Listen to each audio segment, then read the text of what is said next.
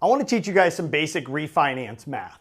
So I watch so many people that look into refinancing and either get misinformation and told to do a refinance that doesn't make sense, or ones that are avoiding it because they don't think it makes sense. So let me teach you the math because numbers don't lie.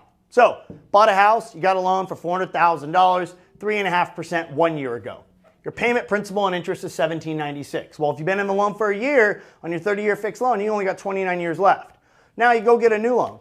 Don't make the mistake like so many people do and just starting a 30-year term over again. No, ask your loan officer. Get another 29, get a 29-year. Don't restart your term. You've been in it for 2 years, get a 28-year. So 29 years.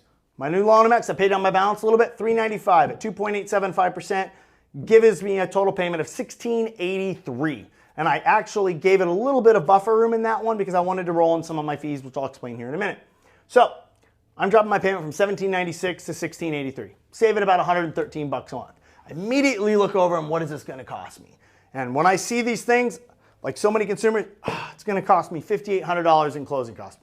I'm good. I don't want to spend $6,000 to save 113 bucks a month. But the problem is it's not $5,800 in fees. We call closing costs, meaning any costs or monies owed through or paid through for that refinance. So the great thing about a loan estimate, it breaks down what are your fees and what are your prepaids. Fees are non-reoccurring costs, title fees, escrow fees, underwriting, an appraisal fee, one-time costs. Prepaids, those are things you pay every month. That $2,800 is the collection of your first mortgage payment that you're paying through the loan, or your collection of your escrows account because you have your taxes and your insurance included.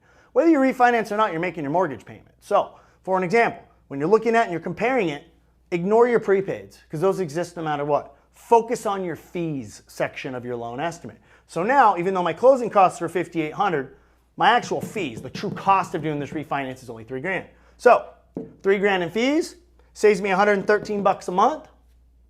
26 and a half months it takes me to pay for itself, meaning I got to save $113 a month, 26 and a half months in a row, gives me $3,000 in savings and the refi pays for itself. Or in essence, paying $3,000, I get my full money back.